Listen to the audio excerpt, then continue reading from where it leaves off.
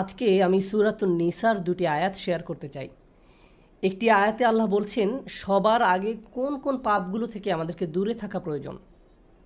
অনেক সময় একজন মুসলিমের জীবনে কাজের অগ্রাধিকার নির্ধারণের ক্ষেত্রে সঠিকভাবে বুঝের অভাব দেখা দেয়। কিছু কিছু কাজ অন্য কাজের চেয়ে বেশি গুরুত্বপূর্ণ, অন্যান্য কাজের চেয়ে আপনার নামাজ বেশি জরুরি। ইসলামের এমন অনেক আমল রয়েছে যা জীবনকে সৌন্দর্যমণ্ডিত করে তুলবে, কিন্তু সেই কাজগুলো গুরুত্বর দিক থেকে নামাজের কাছাকাছি পর্যায়েও নেই, বা পাপ কাজের ক্ষেত্রেও এরকম প্রাধান্য রয়েছে। অনেক আমল রয়েছে যেগুলো আমাদের করা উচিত, যেমন ঘরে প্রবেশের সময় ডান পা দিয়ে প্রবেশ করা উচিত, টয়লেটে প্রবেশের সময় বাম পা দিয়ে প্রবেশ করা উচিত, এবং নির্দিষ্ট দোয়াগুলো পড়া উচিত। এ ধরনের আমলগুলো করার চেষ্টা থাকা উচিত, এগুলো উপেক্ষা করার কোনো সুযোগ নেই। কিন্তু এমন অনেক পাপ কাজ রয়েছে যেগুলো করা কবিরা গুনাহ। অনেক সময় এই অগ্রাধিকার নির্ধারণের ক্ষেত্রে মানুষ যখন সঠিক জ্ঞানের অভাব থাকে, তখন তারা ছোট ছোট ব্যাপারকে বেশি গুরুত্ব দেয়। তারা নিশ্চিত করতে চায় যে আমি অমুক অমুক সুন্নাহ ঠিকভাবে পালন করছি তো, অমুক অমুক দোয়াগুলো নিয়মিত পড়ছি তো, শুক্রবারে সূরাতুল কাহফ পড়ছি তো, ইত্যাদি ইত্যাদি। তো তারা ছোট ছোট আমলগুলো সঠিকভাবেই আদায় করে, কিন্তু একই সময়ে চোখের সামনে থাকা বিশাল বিশাল গুনাহগুলো অনায়াসেই করে ফেলে। করার সময় দ্বিতীয়বার চিন্তাও করে না। যেমন ধরুন হারাম উপার্জনের টাকা, জিনা করা, সুদ, এরকম বড় বড় গুনাহ, বিরাট বিরাট শয়তানি পাপগুলো সে অনায়াসেই করে যায়। মনে হয় যেন চোখ থাকতেও সে অন্ধ। ছোট ছোট আমলগুলো আপনি ঠিকই গুরুত্ব দিয়ে করে যাচ্ছেন, যেন মনে মনে ভালো ফিল করতে পারেন যে যাক আমি তো ধর্ম পালন করছি। এজন্যই কুরআন আমাদেরকে বিভিন্ন আমলের সঠিক অনুপাত ঠিক করে দিয়েছে। আল্লাহ এ আয়াতে বলছেন, ইনতাজতানিবু কাবাইরা মা তুনহাউনা আনহু, যদি তোমরা নিষিদ্ধ কাজের বড় বড়গুলো হতে বিরত থাকো। সুতরাং দেখা যাচ্ছে এমন অনেক বড় বড় পাপ রয়েছে যেগুলো থেকে আমাদের অবশ্যই বিরত থাকতে হবে। যদি আমরা এটা করতে পারি, তাহলে ছোট ছোট পাপের ক্ষেত্রে আল্লাহ বলছেন নুকাফিরু আনকুম সাইয়্যাতিকুম, তাহলে আমি তোমাদের ছোট ছোট পাপগুলো ক্ষমা করে দেব। অর্থাৎ আগে সিরিয়াস ব্যাপারগুলো যত্ন নাও।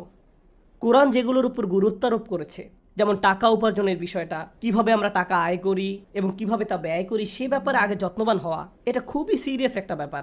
আমাদের আশেপাশে যারা আছে তাদের অধিকারের ব্যাপারে সাবধান থাকা, যারা এতিম বা অভাবগ্রস্ত তাদের দেখাশোনা করা। সূরা মাউনে আল্লাহ বলছেন ফাযালিকাল্লাযী ইয়াদউল ইয়াতীম, সেই ব্যক্তি যে এতিমকে গলা ধাক্কা দেয়, এগুলো বড় ধরনের পাপ। তারপর যেভাবে আমরা আমাদের ব্যবসা বাণিজ্য চালাই, কেউ যদি আপনার কাছে টাকা পায়, কোনো কন্ট্রাক্ট মানতে যদি ওয়াদাবদ্ধ হন, কোনো সেবা প্রদান করার জন্য যদি আপনাকে বেতন দেওয়া হয়, কাজের ক্ষেত্রে সততা বজায় রাখা। ঠিক একইভাবে কোরআনে বর্ণিত সবচেয়ে ভয়ঙ্কর পাপগুলোর একটি হলো সুদ। একইভাবে আমাদের পবিত্রতা রক্ষা করা, অর্থাৎ জেনা ব্যভিচার থেকে বিরত থাকা, এটা কবিরা গুনাহ। এটা এত বড় গুনাহ যে আল্লাহ বলছেন লা তাকরাবুজ জিনা, ব্যভিচারের কাছেও যেও না। অন্যান্য ছোট ছোট গুনায় তোমরা হয়তো জড়িয়ে পড়বে। হতে পারে তোমার নামাজে যথেষ্ট মনোযোগ ছিল না, অজুটাও হয়তো উত্তম রূপে করা হয়নি। হতে পারে যখন নামাজ পড়ছিলে তখন অন্য কোথাও মন পড়েছিল। হতে পারে হজ বা উমরা করার সময় কিছু কিছু নিয়মকানুন ঠিকমতো পালন করতে পারোনি। কখনো কখনো হয়তো ধৈর্য হারিয়ে ফেলেছিলে।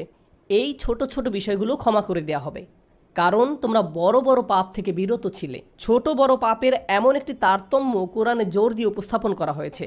কিন্তু এই আয়াতের যে ব্যাপারটি আমার কাছে বেশ চমৎকার লেগেছে, সেটা শুধু তিনি যে আমাদের পাপগুলো উপেক্ষা করবেন তা নয়, বরং এই পাপগুলোর কথা মনে করে আমরা প্রায় লজ্জিত হয়ে পড়ি।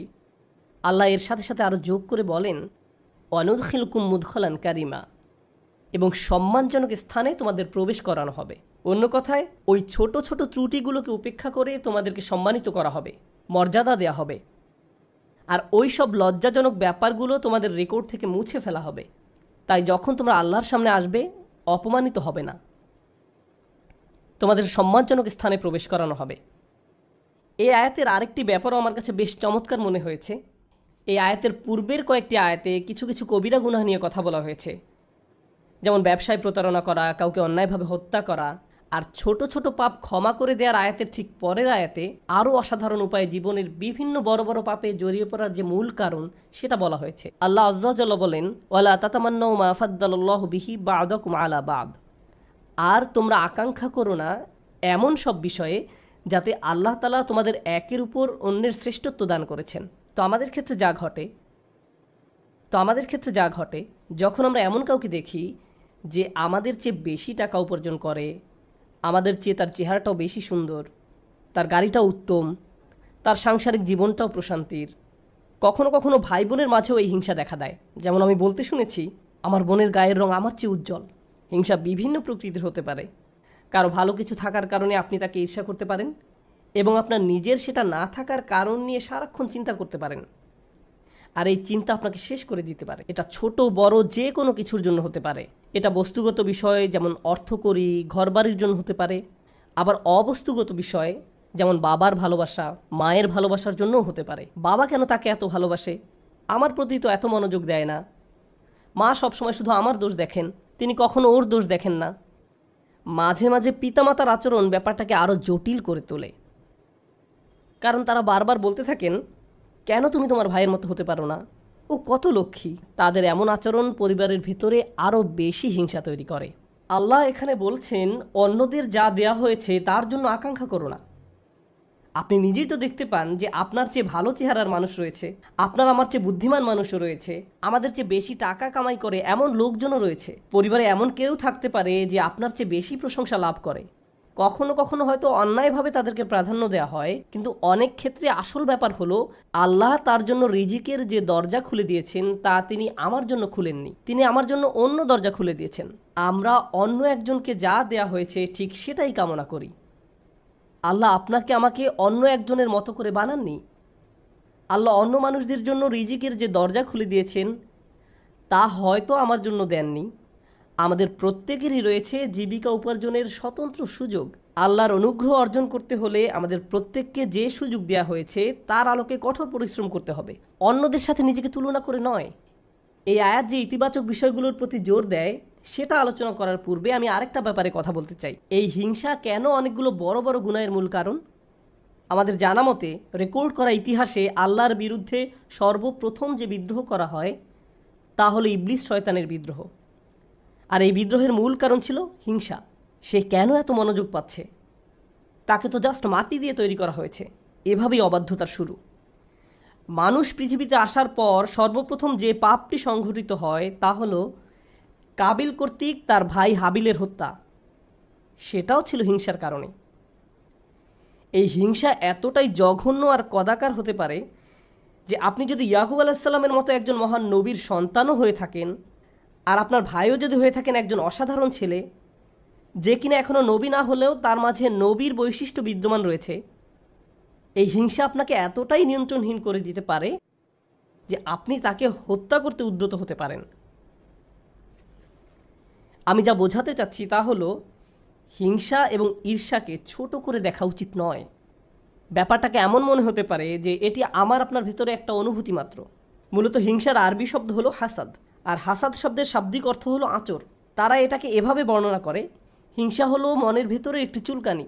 ঠিক শরীরের চামড়ার উপর কোনো পোকামাকড় কামড় দিলে আপনি যেমন চুলকাতে চান, সেরকম এটি যত চুলকাবেন অবস্থা তত খারাপ হবে। আপনার উচিত হলো একে উপেক্ষা করা, এবং এক সময় এটা এমনিতেই ভালো হয়ে যাবে। আপনাকে এটা উপেক্ষা করতে হবে। এটাই হাসাদ। ইমাম হাসান রাদিয়াল্লাহু তাআলা আনহু বলেন, আমি হিংসুকের চেয়ে এমন কোনো অনিষ্টকারী দেখিনি যাকে আসলে বেশি ক্ষতিগ্রস্ত ব্যক্তির মতো দেখায়। সাধারণত কেউ ক্ষতি করলে অন্য একজন তার এই ক্ষতির কারণে ক্ষতিগ্রস্ত হয়, কিন্তু হিংসার ক্ষেত্রে ক্ষতিকারী নিজেই নিজের ক্ষতি করে। সে হিংসা করছে, কিন্তু এই হিংসার কারণে নিজেই নিজের অনিষ্টের শিকার হচ্ছে। আর এ কারণেই সূরা ফালাকে হিংসুকের হিংসা থেকে আমরা আল্লাহর নিকট আশ্রয় প্রার্থনা করি। ওয়া মিন শাররি হাসিদিন ইযা হাসাদ। হিংসুকের অনিষ্ট থেকে যখন সে হিংসা করে, ঠিক সেই মুহূর্তে যখন সে হিংসা করে, এটা খুবই গুরুত্বপূর্ণ একটা ব্যাপার। এই হিংসার কারণে আপনার আমার জীবনে ভয়ঙ্করতম সমস্যা তৈরি হতে পারে। এখন আমি নিজেকে বিশ্লেষণ করতে চাই। যখন আমি নিজেই অন্যকে হিংসা করতে শুরু করি, তখন কোন কোন ধরনের নেয়ামত থেকে নিজেকে বঞ্চিত করি? যখন আমি নিজেই অন্যের উন্নতি সহ্য করতে পারি না। ব্যাপারটা আর একটু খোলাসা করে বলছি। তামান্নি জাওয়ালিন নি'মা লিদুনিহি। আপনি ইচ্ছা করেন যে তার যেন এই নিয়ামতটি না থাকে। ব্যাপারটা এমন নয় যে আচ্ছা ওই ভাই খুবই শক্তিশালী, আমি যদি তার মতো শক্তিশালী হতাম। না না না, আমি ইচ্ছা করি যে সে অসুস্থ হয়ে পড়ুক আর আমি শক্তিশালী হয়ে উঠি। আপনি ইচ্ছা করেন তার মাঝে যেন ওই ভালো বিষয়টা না থাকে। কোন কারণে সে ওইটা পাবে? আচ্ছা, সে প্রমোশন পেয়েছে, এখন আমারও ইচ্ছা হয় যে আমিও যেন প্রমোশন পাই। না না না, হিংসা হলো আমি চাই সে বরখাস্ত হোক আর আমি প্রমোশন পাই। আপনি তার ব্যর্থতা দেখতে চান, আপনার ভেতরের কিছু একটা চায় তার যেন পতন ঘটে। তার পতনের ফলে আপনার জীবিকায় সমৃদ্ধি আসে না, আপনার এতে কোনো উপকার হয় না, তবু আপনার ভেতরের কিছু একটা তার পতন কামনা করে। যদি তার পতন ঘটে তাহলে আপনার কাছে তা ভালো লাগবে। এটাই হলো হাসাদ। কিভাবে এটা একজনের ভালো দিক ধ্বংস করে দেয়? আমরা ইবলিস শয়তান সম্পর্কে জানি। আল্লাহ তাকে ফেরেশতাদের কাতারে রেখেছিলেন, এর চেয়ে উন্নত কোনো মর্যাদা হতে পারে না। কিন্তু হিংসা তাকে এত উচ্চ পর্যায় থেকে একেবারে নিম্নতম পর্যায়ে নামিয়ে দিয়েছে, আল্লাহর নিকট থেকে বহু দূরে সরিয়ে দিয়েছে। চিন্তা করতে পারেন, এত বড় মর্যাদা কেড়ে নেওয়া হলো, এর মূল কারণ ছিল হিংসা। চিন্তা করতে পারেন, মূল কারণ হলো নিজেকে অনেক বড় কিছু মনে করা। হিংসার কারণে হত্যার মতো জঘন্য অপরাধ সংঘটিত হলো। আল্লাহ সূরা আরাফে বর্ণনা করেন, কান্নামা কাতালান নাস জামিআ, সে যেন গোটা মানব জাতিকে হত্যা করলো। হিংসার কারণে হত্যার মতো জঘন্য অপরাধ সংঘটিত হলো, আর এই মহাপাপের মূল কারণও ছিল হিংসা। এই সকল উদাহরণের মূল শিক্ষা হলো আমাদের নিজেদেরকে ভালো করে বিশ্লেষণ করে দেখা উচিত আমরা নিজেরা এই রোগে আক্রান্ত কিনা। ভালো করে খতিয়ে দেখা উচিত আমাদের মাঝে এই ঘৃণ্য ব্যাধিটি আছে কিনা। মানুষ শুধু টাকা পয়সা নিয়ে হিংসা করে না, মানুষ প্রায় সব কিছু নিয়ে হিংসা করে। পরিবারের সবার মনোযোগের কেন্দ্রবিন্দু হওয়া, এটা এমনকি ধর্মীয় পরিমণ্ডলেও ঘটতে পারে। ভাই জানেন, অমুক শায়েখ, তার ভিডিও মানুষ বেশি দেখে।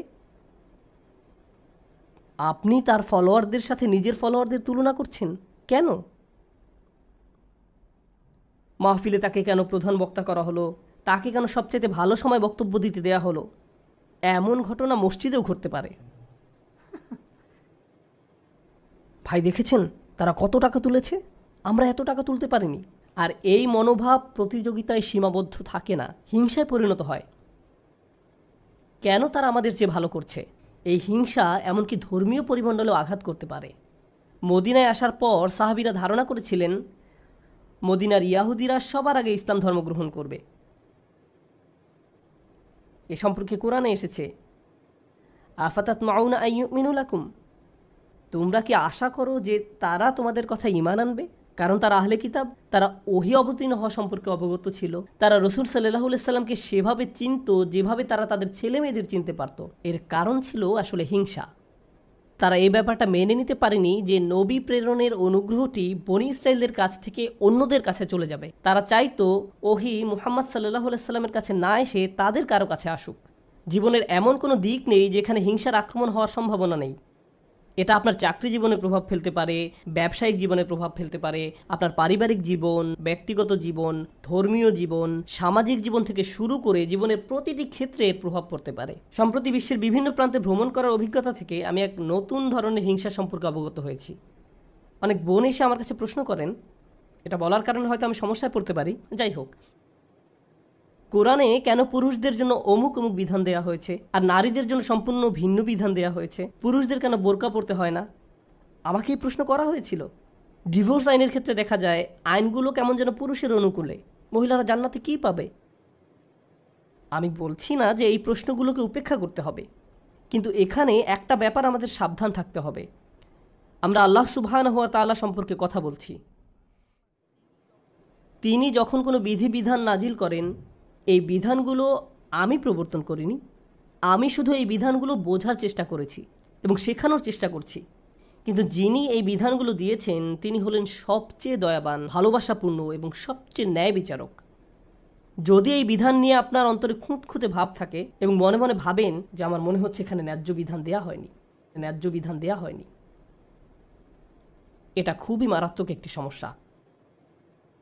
এমনকি আল্লাহ সম্পর্কে এই মনোভাব যে আমাকে ঠকানো হয়েছে, আমাকে তিনি যা দিয়েছেন সেখানে ঠকিয়েছেন, আমাকে পুরোপুরি বুঝতে হবে কেন তিনি আমাকে এটা করতে বলেছেন। একটা ব্যাপারে বলছি, উদাহরণস্বরূপ কেউ যদি আমাকে জিজ্ঞেস করে কেন আল্লাহ মহিলাদেরকে পর্দা করতে বলেছেন, আমার সৎ জবাব হবে আমি জানি না। আমি নিজে নিজে চিন্তা করে হয়তো এই বিধানের কিছু উপকারী দিক তুলে ধরতে পারবো, কিন্তু এই উপকারী দিকগুলো আল্লাহ অবতীর্ণ করেননি। এই উপকারগুলো আমি চিন্তা করে বুঝতে পারলাম, আর আমার এই সাহস নেই যে আমি বলবো যে অমুক অমুক যুক্তির কারণে হিজাব পড়তে হবে, কারণ এই যুক্তিগুলো আল্লাহ অবতীর্ণ করেননি। অনেক সময় আল্লাহ কোনো বিধান নাজিল করেন কিন্তু তার পেছনের কারণ বর্ণনা করেন না। তিনি বলবেন তুমি নিজে নিজে চিন্তা করে দেখো, লাআল্লাকুম তাতাফাক্কারুন লিয়াদ্দাব্বারু আয়াতিহি, কেন এই বিধানগুলো দেয়া হয়েছে তা তোমরা নিজেরা চিন্তা করে খুঁজে নাও। তবে একটা ব্যাপার আমি নিশ্চিত জানি, যে বিধানই তিনি অবতীর্ণ করেন না কেন তা আমাদের প্রতি তার অপার অনুগ্রহ মাত্র। আল্লাহ এই আয়াতগুলোতে কি বলছেন? উত্তরাধিকার সম্পত্তি বন্টনের বিষয় বর্ণনা করা আয়াতগুলোর পরে এসেছে। ইসলামে সবাই সমান উত্তরাধিকার সম্পত্তি পায় না, নারী এবং পুরুষ সমান সম্পত্তি পায় না। তারা মেয়ে, স্ত্রী, মা যেই হোক না কেন সমান সম্পত্তি পায় না। তাই আল্লাহ কি বলেছেন? লির রিজালি নাসিবুম মিম্মা ইকতাসাবু ওয়া লিন নিসাই নাসিবুম মিম্মা ইকতাসাবনা। পুরুষদের জন্য রয়েছে অংশ তারা যা উপার্জন করে তা থেকে, এবং নারীদের জন্য রয়েছে অংশ যা তারা উপার্জন করে তা থেকে। এই আয়াতে মিন অর্থাৎ থেকে এই শব্দের ব্যবহারটি লক্ষ্য করার মতো। এই পৃথিবীতে যত কিছুর জন্য আপনি কাজ করেন তার সবটুকুর ফসল পাবেন না, এর থেকে একটি অংশ পাবেন আর বাকি অংশ পরে পাবেন।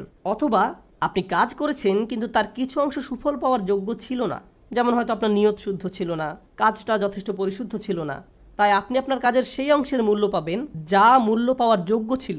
তাই আল্লাহ বলছেন পুরুষরা কি পাবে তার জন্য একটি মান আমি নির্ধারণ করে রেখেছি, আবার নারীরা কি পাবে তার জন্য একটি মান আমি নির্ধারণ করে রেখেছি। তারপর তিনি বলছেন ওয়াসআলুল্লাহ মিন ফাদলিহি, কুরআনের অসাধারণ একটি বাক্য।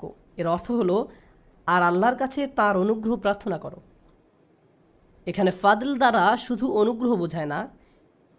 হিংসার ক্ষেত্রে হিংসুক ব্যক্তি মনে করে অমুক আমার চেয়ে বেশি ফাদল পেয়েছে, অমুক ব্যক্তি সম্পত্তির দিক থেকে আমার চেয়ে বেশি ফাদল বা অধিক আনুকূল্য পেয়েছে, অথবা চেহারা সুরতের দিক থেকে বা সুযোগ সুবিধার দিক থেকে বেশি আনুকূল্য পেয়েছে। বাসায় কোনো মেয়েও এমনটা অনুভব করতে পারে, কারণ তার বোন বিয়ের সব প্রস্তাব পাচ্ছে কিন্তু সে পাচ্ছে না, আমার বোন আমার চেয়ে বেশি ফাদল পেয়েছে। আল্লাহ বলছেন যদি তুমি ফাদল পেতে চাও তাহলে আল্লাহর অন্য কোনো সৃষ্টির চেয়ে বেশি চাওয়ার পরিবর্তে সরাসরি আল্লাহর কাছ থেকে নিজের জন্য ফাদল চাও। নিজেকে অন্যদের সাথে তুলনা করা বন্ধ করো, বরং আল্লাহর নিকট থেকে তুমি নিজের জন্য কি পেতে পারো তার দিকে মনোযোগ দাও। মনে মনে ধরে নাও যে আশেপাশে কারো কোনো অস্তিত্ব নেই, অন্যদের কি আছে সে সম্বন্ধে চিন্তা ভাবনা করা বন্ধ করো। মনের উপর যদি এরূপ নিয়ন্ত্রণ প্রতিষ্ঠা করতে পারেন তাহলে খুবই সুখী জীবনযাপন করতে পারবেন। যদি কখনো এমনটা হয় যে তুমি ক্লাসে বসে আছো, স্যারের বক্তব্য শুনতে পাচ্ছ কিন্তু কিছুই বুঝতে পারছো না, মনে মনে ভাবছো আমি জানি না আমি কোন স্বর্গে বাস করছি, কিন্তু তোমার পাশের ছেলে বা মেয়েটি প্রতিবার হাত তুলে স্যারের প্রত্যেকটা প্রশ্নের জবাব দিচ্ছে আর তোমার মন বিষিয়ে উঠছে। মনে মনে ভাবছো যদি মেয়েটাকে কষে একটা চর দিতে পারতাম, আমি তাকে সহ্য করতে পারছি না, কারণ সে সব প্রশ্নের উত্তর দিচ্ছে। তোমার সকল মনোযোগের কেন্দ্রবিন্দুতে এমন একজন যে তোমার চেয়ে বেশি বুদ্ধিমান, যে স্যারের প্রিয় ছাত্র, যে সকলের মনোযোগ পাচ্ছে, যার কারণে তোমার নিজেকে খারাপ ছাত্র মনে হয় বা যার কারণে তারা তোমাকে লজ্জা দিচ্ছে। কিন্তু একটা ব্যাপার কি তুমি খেয়াল করেছো? তুমি সেখানে বসে আছো শুধু তুমি এবং শিক্ষক। তুমি এখানে এসেছো শিখতে, অন্যের দোষ না দিয়ে তোমার উচিত নিজেকে দোষ দেয়া। হায় হায় আমি আমার মনোযোগ হারিয়ে ফেলেছি। নিজের কাছে ব্যাখ্যা দাবি করো কেন তুমি মনোযোগ হারালে। প্রশ্ন করতে গিয়ে লজ্জা অনুভব করো না। তুমি এখানে এসেছো নিজের উন্নতি সাধন করতে, অন্যদেরকে নিজের মূল্য বোঝাতে নয়। তুমি এই জন্য শিখতে আসোনি। একই কথা প্রযোজ্য চাকরির জায়গায়, পরিবারের। অন্য কাউকে বেশি দাম দেওয়া হচ্ছে বলে আপনি নিজেকে গুটিয়ে ফেলবেন না। যদি কোনো অন্যায় করা হয় আপনি কথা বলুন, কোনো কিছু যদি বলার থাকে বলুন। যদি কোনো কিছু আপনাকে বিরক্ত করে ভেতরে ভেতরে জ্বলবেন না এবং এটাকে বড় হতে দিবেন না, নিজের ভেতরে ঘৃণা তৈরি হতে দেবেন না। আমরা আল্লাহর নিকট যে দোয়াগুলো করি তার একটি হলো ওয়ালা তাজআল ফি কুলুবিনা গিল্লাল লিল্লাযিনা আমানু, ঈমানদারদের বিরুদ্ধে আমাদের অন্তরে কোনো বিদ্বেষ রেখো না। যখন আমরা কিয়ামতের দিন তার সামনে দণ্ডায়মান হব তখন যেন আমাদের অন্তরে ঈমানদারদের বিরুদ্ধে কোনো গিল বা খারাপ অনুভূতি না থাকে। আমরা দুনিয়াতেও এটা চাই না, আর জান্নাতে আল্লাহ আমাদের থেকে তা দূরে রাখুন। তাই এই ব্যাপারটা পার্থিব জীবনে ঘটতে পারে। এমন হতে পারে যে কারো বিরুদ্ধে আপনার অন্তরে হিংসার মনোভাব তৈরি হচ্ছে, ও সে তো এই পজিশন পাওয়ার যোগ্য নয়, সে তো অমুক কাজ করার যোগ্য নয়। আপনার অন্তরে যদি এমন অনুভূতি তৈরি না হয় তাহলে সেটা খুবই ভালো। কিন্তু অনেক মানুষ আছে যারা এভাবে চিন্তা করে ওই লোক আমার চেয়ে অনেক বেশি বেতন পায়, সে কেন আমার চেয়ে বেশি বেতন পাবে। তারা কত টাকা বেতন পায় বা না পায় তার সাথে আপনার সম্পর্ক কি? আপনি কি করেন? আপনি কি অর্জন করেছেন? আপনার যদি মনে হয় যে আপনার আরও বেশি বেতন পাওয়া উচিত, তাহলে ব্যাপারটা যথাযথ কর্তৃপক্ষকে বলুন। ওয়াসআলুল্লাহ মিন ফাদলিহ, আল্লাহর কাছে তাঁর অনুগ্রহ প্রার্থনা করুন। ইন্নাল্লাহা কানা বিকুল্লি শাইইন আলিমা, নিঃসন্দেহে আল্লাহ তাআলা সর্ববিষয়ে জ্ঞাত। যখন আমরা অন্যের সাথে নিজেকে তুলনা বন্ধ করব, যখন পুরুষ বা নারী হিসাবে কি পেলাম বা কি পেলাম না এসব নিয়ে চিন্তা করা বন্ধ করব, অমুক অমুক ব্যক্তির কারণে আমি পেছনে পড়ে আছি এমন চিন্তা করা বন্ধ করব, আপনার এবং আল্লাহর মাঝে আর কেউ নেই। যদি কোনো বিষয়ে অগ্রগতি অর্জন করতে চান, সরাসরি আল্লাহকে বলুন ওয়াসআলুল্লাহ মিন ফাদলিহি। অন্যথায় সারা জীবন ধরে কেবল অন্যের বিরুদ্ধে অভিযোগই করে যেতে পারবেন। কিভাবে তারা আপনার প্রতি অন্যায় করেছে, কিভাবে তারা আপনাকে সুযোগ থেকে বঞ্চিত করেছে, কিভাবে সবাই পেয়েছে কিন্তু আপনি পাননি। আর এভাবে অভিযোগ করলে আপনার জীবন তো দুর্দশাগ্রস্ত হবেই, আপনার কারণে আপনার আশেপাশের মানুষের জীবনও দুর্বিষহ হয়ে পড়বে। এই আয়াতটি নিয়ে সর্বশেষ যা শেয়ার করতে চাই, বিশেষ করে যখন আমরা তেলাওয়াত করি ওয়া মিন শাররি হাসিদিন ইযা হাসাদ, এখানে ইজা শব্দটির দিকে বিশেষ মনোযোগ দিন। কেউ কেউ বলেন এখানে হাসাদকে বর্ণনা করা হয়েছে একটি গুণ হিসেবে, শুধুমাত্র শব্দগতভাবে ইসমে ফাইল হিসেবে নয়, বরং একজন মানুষের একটি খারাপ গুণ হিসেবে, অর্থাৎ এমন ব্যক্তি যার মাঝে হিংসার প্রবণতা আছে। কিন্তু ইজা শব্দটি একটি বিষয়ের প্রতি বিশেষ ইঙ্গিত করে। আপনার মাঝে যদি এই গুণটি থেকে থাকে, তাহলে কোনো এক সময় কুৎসিত উপায়ে এর প্রকাশ ঘটবে, আজ না হোক কাল। খারাপ কিছু একটা আপনি করে বসবেন, কারণ আপনার মাঝে খারাপ গুণটি আছে। আপনি নিজেও হাসিদ হতে চান না, হিংসুক হতে চান না। আবার যারা হিংসা করে তাদের অনিষ্ট থেকে বাঁচতে চান। আমরা দোয়া করি আল্লাহ যেন আমাদেরকে হিংসুক হওয়া থেকে রক্ষা করেন, এবং যারা আমাদের বিরুদ্ধে হিংসা করে তাদের অনিষ্ট থেকেও যেন রক্ষা করেন। আল্লাহ যেন আমাদের ভালো কাজগুলোকে নষ্ট হওয়া থেকে রক্ষা করেন। আমরা জানি রাসূল সাল্লাল্লাহু আলাইহি সাল্লাম বলেছেন, আগুন যেমন শুকনো কাঠ জ্বালিয়ে ফেলে, তেমনি হিংসাও একজন ব্যক্তির ভালো কাজগুলোকে জ্বালিয়ে দেয়। কেন তিনি এমনটি বলেছেন? কারণ যখন আপনার মাঝে হিংসা দেখা দেয়, তখন আপনার পক্ষে কৃতজ্ঞ হওয়া অসম্ভব। কারণ যখন হিংসা করেন তখন আপনার কি নেই কেবল তা নিয়েই আপনি চিন্তা করেন। আর আল্লাহর সাথে আমাদের সম্পর্ক নির্ভর করে একটি বিষয়ের উপর, তা হলো আমাদের কি কি আছে তা সব সময় স্বীকার করে যাওয়া। এভাবেই আমরা আল্লাহর প্রতি কৃতজ্ঞ হয়ে উঠি। যদি আপনার অন্তরে হিংসার বসবাস থাকে, তাহলে কোনোভাবেই আপনার পক্ষে আবদান শাকুরা অর্থাৎ আল্লাহর কৃতজ্ঞ বান্দা হওয়া সম্ভব নয়। আল্লাহ আযজা ওয়া জাল্লা আমাদের অন্তর থেকে হিংসা দূর করে দিন, আমাদেরকে সত্যিকার অর্থে কৃতজ্ঞ বান্দা বানিয়ে দিন। আল্লাহ সঠিকভাবে তার অনুগ্রহ চাওয়ার মতো তৌফিক দান করুন এবং আমাদের জীবনকে আরও সুন্দর করে দিন।